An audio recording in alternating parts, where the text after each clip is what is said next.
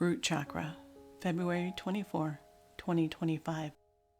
Last night was a rather rough night. No matter how many times I break up with sugar, I cannot seem to resist its call to reunite. It doesn't serve me. It always hurts me. And yet I continue the dance. My morning meditation was different today. Typically I meditate in my high heart, but today I was taken all the way down to my root chakra. As I stepped off the elevator and took in my surroundings, something was notably different. Instead of a brilliant ruby red, my chakra was emanating a subdued, darkened burgundy color. I was drawn to the left side first, and as I looked around for a clue about what was causing the dim feeling, I saw a huge light bulb.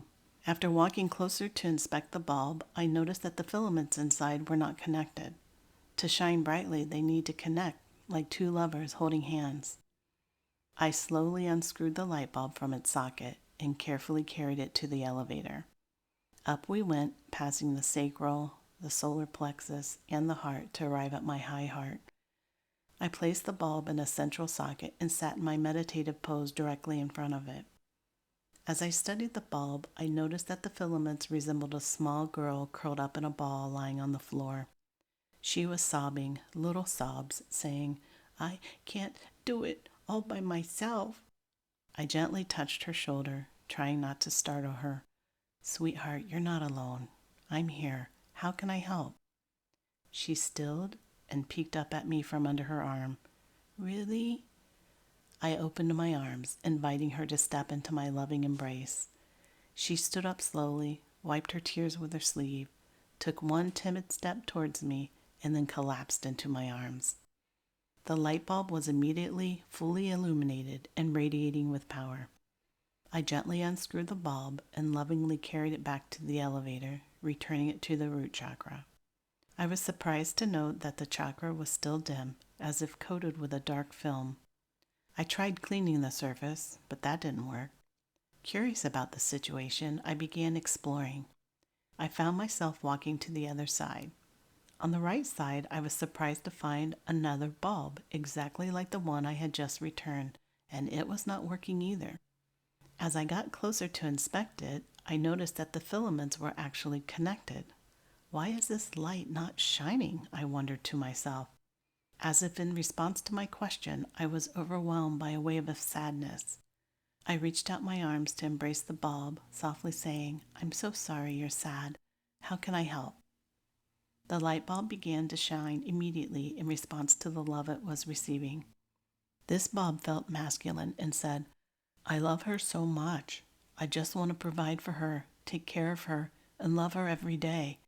But she won't receive the love I freely offer." As the masculine bulb spoke, he lit up the entire root chakra with his love and rushed to the other side. The other bulb dimmed her light as the light of the masculine approached, and again her light went out completely. The masculine light recoiled, continuing to light the right side of the chakra, but leaving the other side to its darkness. I went back to the feminine side to see if I could help.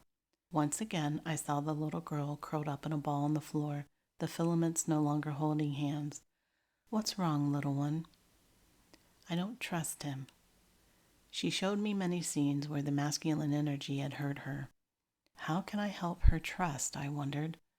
Source recently asked me to trust during a meditation.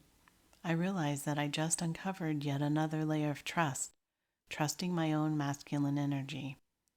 My masculine energy is healing and ready to provide all my feminine energy needs to feel safe and secure, but my feminine energy isn't quite ready to trust this new version of the masculine. I understand. I hugged her and told her, "I'm here, and when you're ready to trust and step out of your darkness, I'll be there to help you." "You're just gonna leave me?" she asked incredulously. "I can't leave you, nor have I ever. When you're ready, just call, and I'll be here. I'm always listening, always ready." I returned to the glass elevator and went back up to my heart. I still had a headache from last night's sugar fest, so I sealed my head in purple light, transmuting the organisms feeding off the sugar. With each passing of the violet light, the headache lessened until it was completely gone. Feeling at peace in my body, this meditation is now complete, and so it is.